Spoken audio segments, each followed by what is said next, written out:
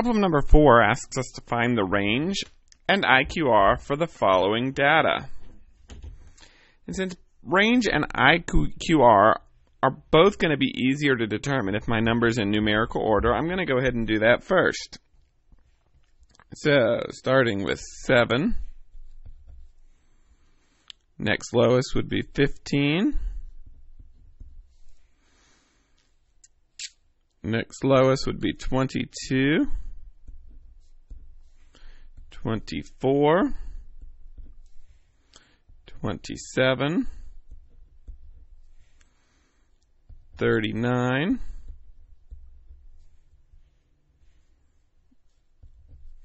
43. And a second 43. So now I have all my numbers in numerical order. My range would equal my highest number minus my lowest number.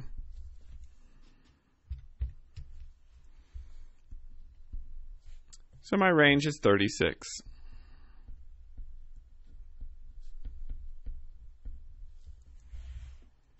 Now for the IQR.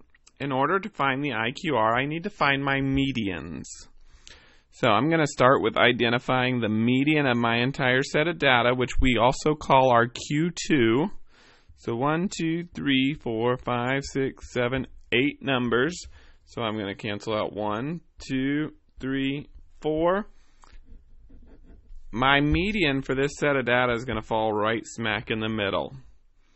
So 24 plus 27 divided by 2 equals my median.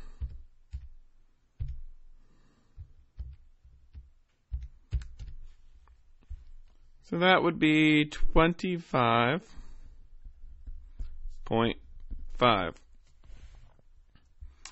Now that I found my median, and my median was not an individual number that was part of my data set, I'm going to use every number that's greater than my median to find my upper quartile.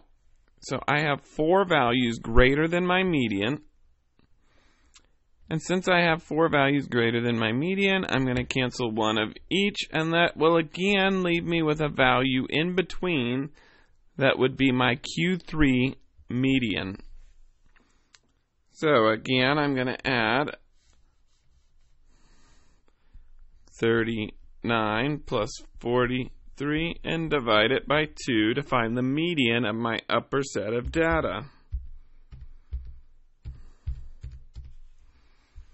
And that would be 41. So now we've identified our Q2. We've identified our Q3. We still need to find our Q1. So I'm going to look at the front half of my data. So I cancel out those 2, cancel out these 2. Again, that leaves my median right smack in the middle of 2 numbers. So I will add 15 plus 22 and divide that by 2. And that gives me 18.5. 18.5 is the value of my Q1.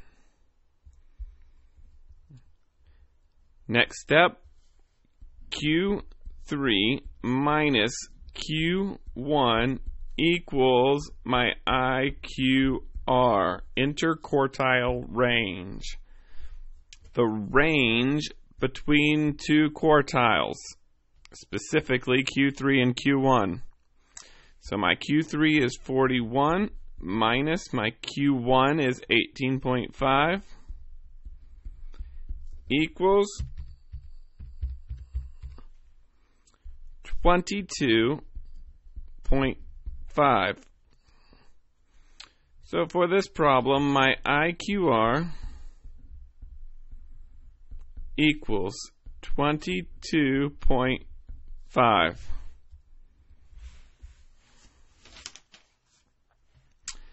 Number 5 asks what measure of center is best to use if you have an outlier.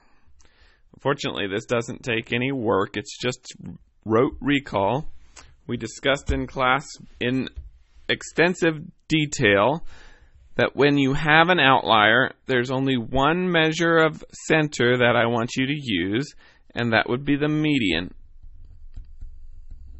Because remember that the value of the outlier is going to cause my mean to be a skewed representation of center. So we want to use the median because that will be a more accurate representation of the center of the data. Number 6, what measure of center is best to use when the data is normally distributed? And you should remember that normal distribution means that it follows a basic bell curve. And that basic bell curve, anytime we have normally distributed data, the measure of center that's best to use is the mean. Now, it should be true that if you have realistic normal distribution that follows the bell curve, your mean and your median should be approximately, if not exactly, the same. But since that's not always accurate for most data, because data is random, the mean is going to be the center that is the best to use when the data is normally distributed. Number 7, a normal distribution curve is, and we just discussed it, a bell curve.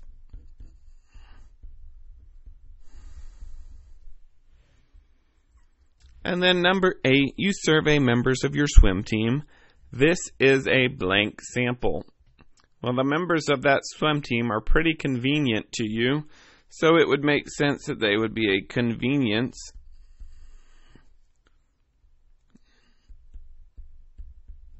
Sample.